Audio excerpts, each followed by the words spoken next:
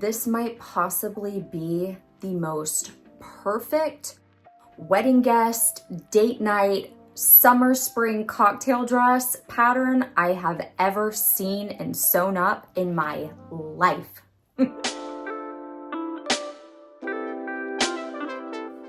And welcome back to Dining Creativity, or welcome if this is your first time joining me. Either way, you know, I'm always happy that you're here. This channel is dedicated to my sewing journey, the highs, the lows, and everything in between.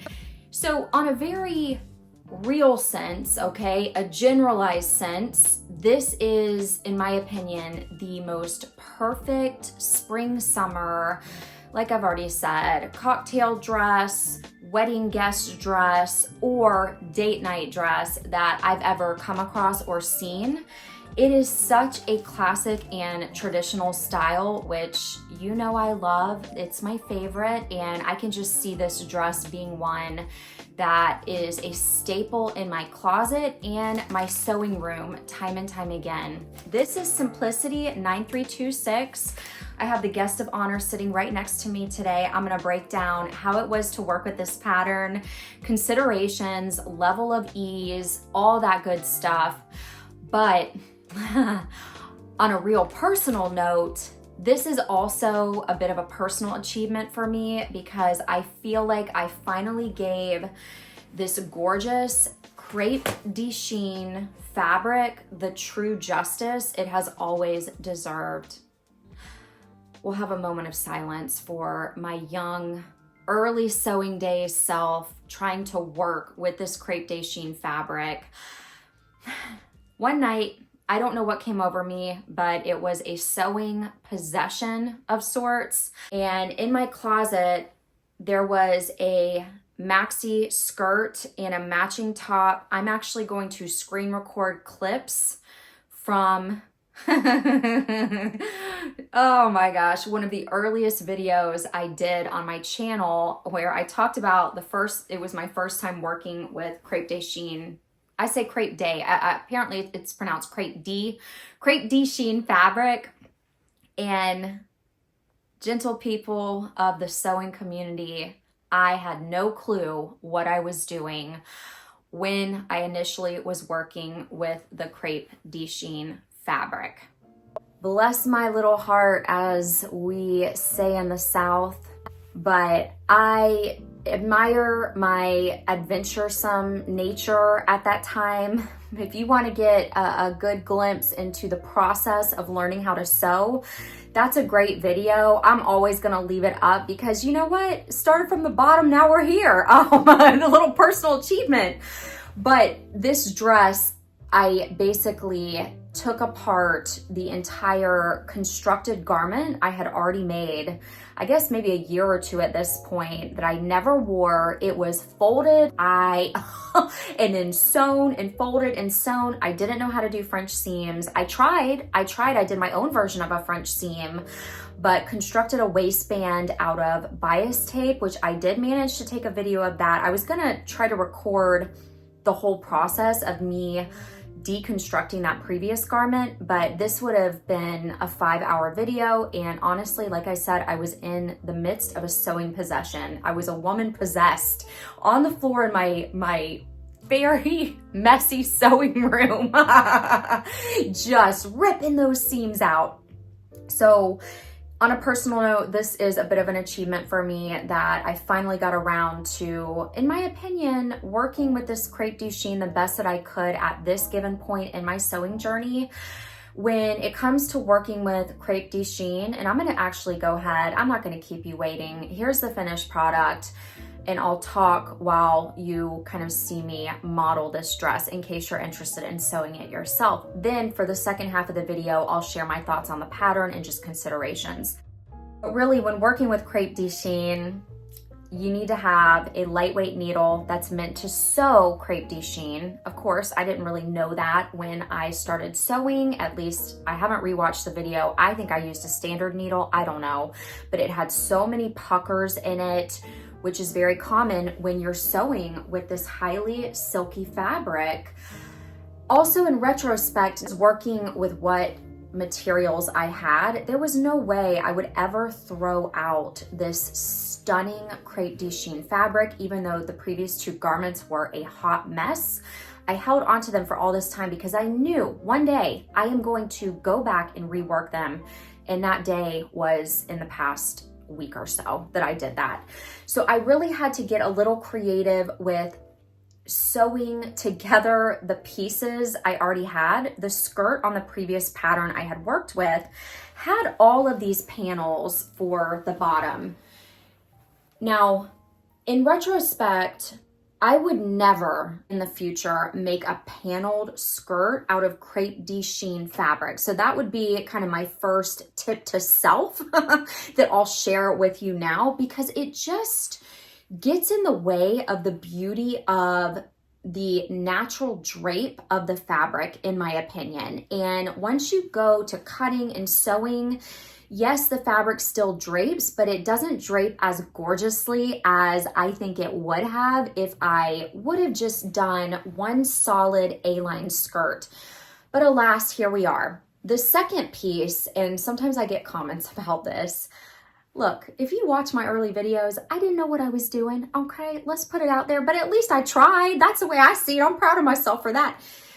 But I had to work with the previously cut panels I had, and I cut a lot of the panels, unfortunately, on these kind of funky, bizarre places. There was not a rhyme or reason to what I was doing.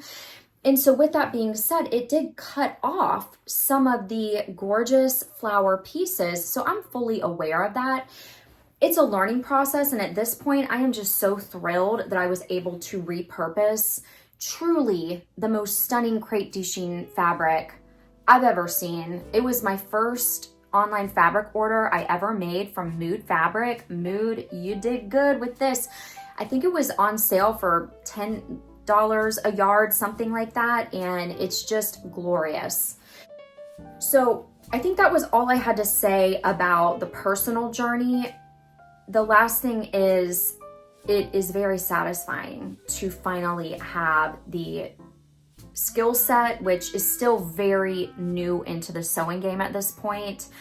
I mean, it's really been like maybe 3 years or so, but it's very satisfying to be able to rework that previous garment and then create a gorgeous dress. I cannot wait to wear this summer. I might wear it out to an anniversary dinner with my sweetie, my husband, but we'll see.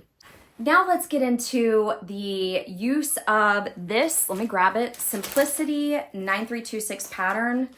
I can't tell you how happy I am to be back in my sewing room. It literally had gotten to the point where I'll show you a clip.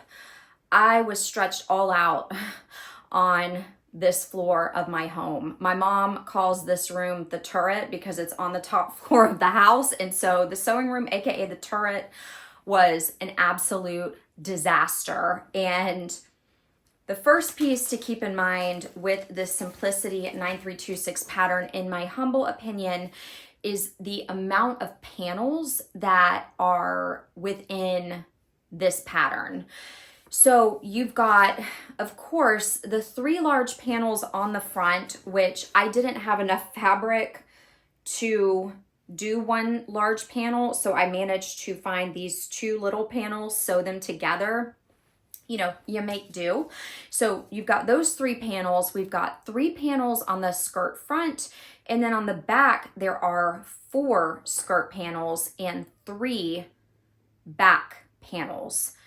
The suggested fabrics for this adorable pattern that I do highly recommend are charmeuse, Crepe de Chine, rayon, and silky types. Also cotton blends, linen blends, Pique, and sateen. You know what? I'm going to stop right now and I'm going to Google what in the world is Pique fabric. You guys also were kind enough to tell me it's pronounced Pique instead of Pique, because I've always called it Pique. But Pique fabric. Okay, I'm going to stop the presses. Let me Google this and I'll show you what I find. All right, knowledge is power. Now I know what Pique is, and if you also didn't know what it was watching, now you do as well. It looks like it's a medium weight fabric with kind of a crispier drape and a stiffer hand to it. If I'm reading this posting accurately and correctly, I'm sure there's different variations, but for this particular Italian white stretch bullseye Pique fabric, that's how it is described. So there we go. Okay, now that we got that out of the way, that's what Pique fabric looks like. This dress comes from size 6 to size 22. I decided to sew up a size 12. The thing to remember when working with silky fabrics is that I call it the vortex of silky fabrics, because when you start sewing with these silky fabrics, I've always noticed a garment just seems to shrink up quite a bit more than it does with cotton fabrics, in my opinion. Have you noticed that as well? Do you have any tricks to kind of prevent that? So I will also share that it's really helpful if you're one of my OG sewists who has been sewing for, you know, many years, you know this, but for people who are just new to sewing with Crepe de Chine or silky fabrics, to me, I love using a rotary cutter to cut it out. If you decide, okay, like I said, I'm leaving it up there. If you decide to go watch the video I originally made, you'll see, I think that I cut all the fabric pieces out with a pair of scissors on the floor, did not have a rotary cutter. And when I took that original garment apart, it is no wonder the thing looked bizarre, because the pieces were so uneven. And I think it's really easy to cut uneven pieces when you're working with the silky fabric. So just food for thought. You can get an inexpensive rotary cutter on Amazon. I'll link my Amazon link in the description below, because I purchased a really cute cutting mat, self-healing cutting mat. It came with a rotary cutter, clips, all kinds of little doodads that are great sewing equipment and very reasonably priced. So just food for thought there. I certainly believe that this pattern should be rated average or intermediate, because there were quite a bit of steps. The other piece that complicated things is I lined it. You know, I had to. This material, I don't know if you can tell in this lighting, it is extremely sheer. And so, of course, a lining was 100% necessary. I had gotten this. This is my favorite lining fabric to use. It's from a local fabric shop, Pinatas, in my area. It's opaque. And it just really makes the best lining. It's got a little heavier hand than the Crepe de Chine. And I really feel like it just really allows the sheer fabrics to lay nicely. This is the second time I've used this kind of fabric as a lining. The instructions were slightly confusing to me when it came to being able to have the arm shoulders fully lined. And the mistake I made, because I went step by step with these instructions this time, the mistake I made was going ahead and sewing the sides of the garment. And as you know, you can't do, I watched a ton of YouTube tutorials on the burrito method and got a hair on me. On the burrito method, and using that to roll, you know, the dress so that the shoulders are fully lined. But if you sew the sides, you can't do that. So I ended up, honestly, you know, I just used bias tape, which kind of made me a little sick because of the amount of work I had already put into making such a clean finish. But you know what? You live and learn. The next version of this dress I think will be even better. Okay, let's go ahead and talk about this little panel I added. All right, this is not part of the original pattern, okay? This is your girl right here. By necessity, had to add it. When I sewed up this dress, despite measuring everything, the Crepe de Chine shrunk and shrunk and shrunk. Granted, I did do French seams all throughout, okay? I know, and some people do not like the fact that I French seam a lot. Here's the thing. One, I have a weird obsession with the inside of a garment looking just as gorgeous as the outside. And in my opinion, there is just no other way. In fact, I'll turn it out. There's no other way to get it to look stunning unless you do French seams. It is extremely streamlined, no loose threads, just the way I like it, because the truth is, and I did not hold myself accountable here at the bottom. It just got to be too much. So, and also this lining fabric got real bulky real quick. And if I would have folded it over again, which I originally had done, it did not lay right. So instead I just zigzag stitched it, and I'm gonna hope for the best. But that bothers me, but what can you do? I may even hem tape it. I don't know. I don't wanna mess with it though. I lost track of what I even originally started discussing. It actually never ended up coming back to me, so editing this in really quickly. The other reason I'm a huge fan of French seams is the fact I don't own a serger yet, so I kind of use them by necessity. The part that made this dress even more time intensive and laborious is I lined it, which it does a lot for a lining. So if you line your garment, then obviously you're sewing double of everything. You're sewing the outer fabric, and then you're also sewing together all the pieces of the lining. So that definitely adds on an exponential amount of work. Here's the issue. When I sewed this dress up, I put it on. I'm gonna throw the picture of the first fitting up here just so you can see it. It was a beautiful dress. I was thrilled, but it was so tight. And I called my mom. My mom will always give me straight feedback. I called her up. I said, Mom, now listen, I'm about to send you these pictures and I want you to be honest. Is this dress too tight? So my mom very wisely said, you know, which it's great, you know, just to have somebody who reads you in just good old fashioned common sense. She said, well, Rachel Ann, if you are wondering if it's too tight, it probably is too tight. Anyways, I sent her the dress. She said that dress is gorgeous, but it's too tight. Mom is always right. And it was so uncomfortable around my midsection. Crepe de Chine has zero stretch. So I was not comfortable at all. Not to mention the seams up close looked like if I did the wrong move, they were gonna bust open. So the lining was fine. And I knew I had to get creative with finding a way to make the garment a couple inches bigger so that it fit me much more comfortably. And so that's exactly what I did. I had no idea what I was doing. I was scared, but I said, I've got to go for it because I'm not quite sure what else to do. I knew it was going to be a lot of work to undo all of these French seams I had done. I originally thought maybe I put the panels on the side and do something cute like that. And then I said, no, let me do the riskiest thing ever and construct a cute little panel on the front. And we're going to see how it goes. Now, if I'm being honest, I like this better than what the original dress pattern was. Now, a couple years from now, I may change my mind about that and think, what was I thinking? But for right now, I'm super happy with it.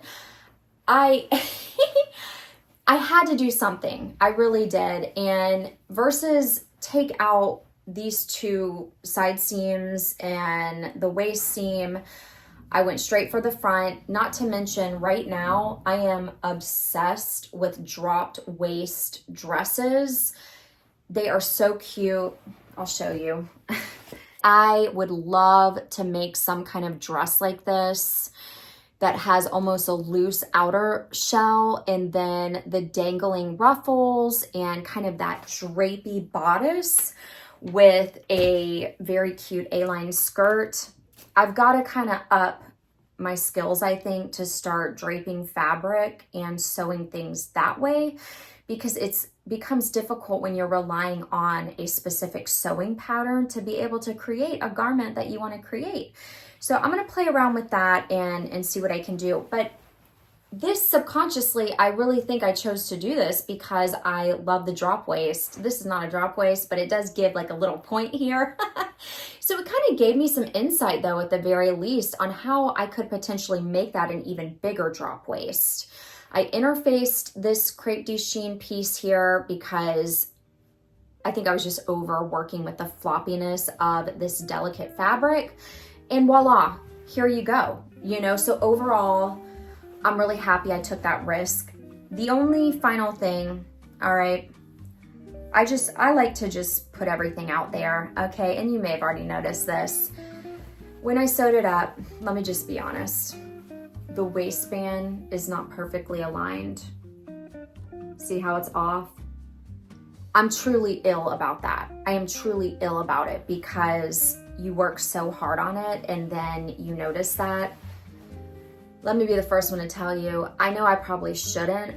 I'm leaving it. I do not want to keep messing with this delicate fabric. I'm scared it's gonna spontaneously combust into flames and never wanna be worked with again. So for now, I'm leaving it. Let me point out that there is an invisible zipper. See, okay, it's really there now. You can see the lining. So there must have been something going on either with my sewing or the way that I cut the patterns. Here's the truth though, when I put this on, you can't even notice, at least from my naked eye. And so I am letting go of perfectionism, which I talk about on my channel, and I'm just gonna leave it. It is what it is. I've already put in 20 plus hours at this point. It took me 3 hours alone to deconstruct the original garment, cut out all the pattern pieces, and then I worked on this for about 8 hours one day, maybe even longer. Then I had to go back, add that front panel. So I'm leaving it, okay? Unless anybody has a suggestion on how to easily fix it. But I also do not want to take out this invisible zipper. This is the first invisible zipper I have ever sewn into a garment. It works, okay? Fully functional, it works. Will it get better over time? Absolutely. I only had a beige zipper, but thankfully you can't even really see that it's beige. I mean, I really had fun learning how to put in this invisible zipper.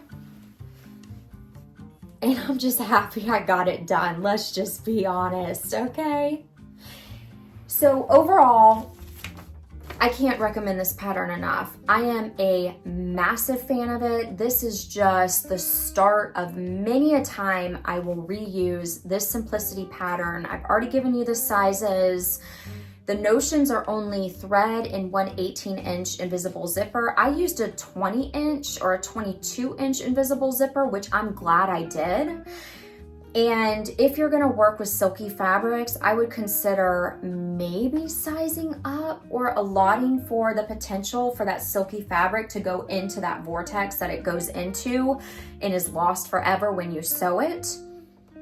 If I had a serger, I would have serged every piece, but I don't. But overall, yeah, I would absolutely recommend this. I can't wait to sew it again. I didn't have to do any alterations to the sleeve length. I went straight from the pattern, and it's just a perfect summertime, springtime, cocktail wedding guest, and date night dress. Let me know what you think. How do you feel about working with Crepe de Chine even? And are there any tips or tricks that you use when you work with this silky fabric? I've heard about lining it, sewing tissue paper onto it to kind of give it something to hold onto. So that's something I'm gonna always keep in mind.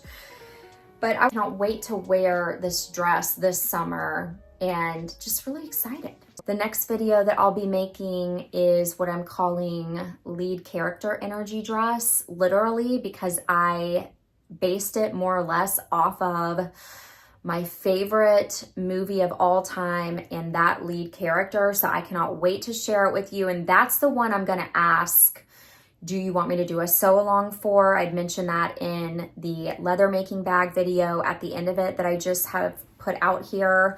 This one, I don't know if I have it in me to ever do a sew along because there's so many steps. That video, you know, my tutorials are already so long as it is. I just cannot seem to find a way to reduce them. I want to get out all that information.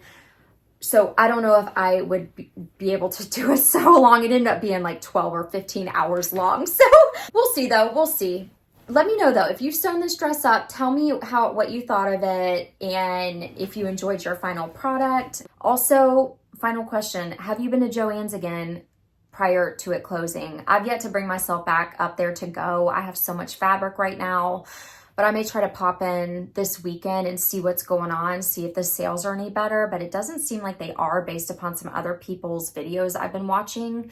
But let me know how it's been in your local area. And mainly I'm interested in the fabric. Is the fabric being marked down more than it was when I went a couple weeks ago? So take good care of you. Thank you so much for watching. And as always, happy creating and be well.